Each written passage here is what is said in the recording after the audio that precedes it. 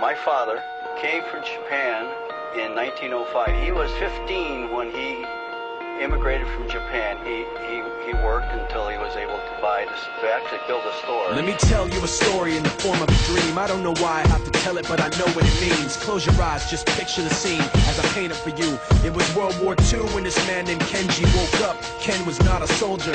He was just a man with a family who owned a store in LA. That day, he crawled out of bed like he always did, bacon and eggs with wife and kids. He lived on the second floor of a little store he ran. He moved to LA from Japan, they called him immigrant. In Japanese, he'd say he was called Issei. That meant first generation in the United States, when everybody was afraid of the Germans, afraid of the Japs, but most of all afraid of a homeland attack. And that morning, when Ken went out on the doormat, his world went black, cause right there, front page news, 3 weeks before 1942, Pearl Harbor's been bombed and the Japs are coming. Pictures of soldiers dying and running. Ken knew what it would lead to, just like he guessed. The president said the evil Japanese in our home country would be locked away. They gave Ken a couple of days to get his whole life packed in 2 bags. Just 2 bags, couldn't even pack his clothes. Some folks didn't even have a suitcase to pack anything in, so 2 trash bags is all he gave them. And when the kids asked, Mom, where are we going? Nobody even knew what to say to them. Ken didn't want to lie. He said the U.S. is looking for spies, so we have to live in a place called Manzanar, where a lot of Japanese people are. Stop it, don't look at the gunmen. You don't want to get the soldiers wondering if you're gonna run or not, because if you run then you might get shot. Other than that, try not to think about it. Try not to worry about it being so crowded. Someday we'll get out. Someday.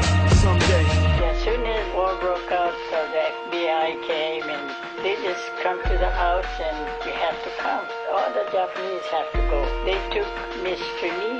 People couldn't understand why they had to take him, because he's just innocent laborer. So now they're in a town with soldiers surrounding them.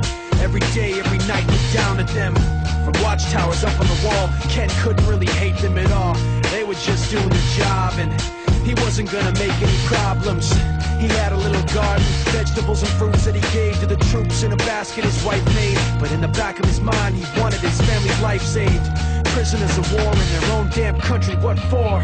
As time passed in the prison town, he wondered if he'd live it down if and when they were free. The only way out was joining the army, and supposedly some men went out for the army, signed on, and ended up flying to Japan with a bomb.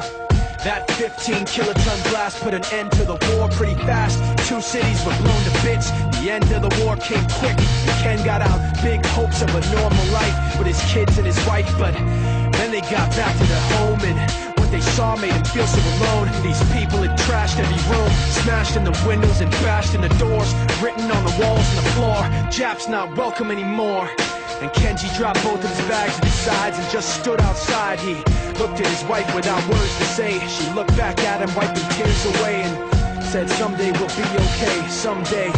Now the names have been changed, but the story's true. My family was locked up back in '42. My family was there where it was dark and damp, and they called it an internment camp. When we first got back from camp, it was pretty bad. I remember my husband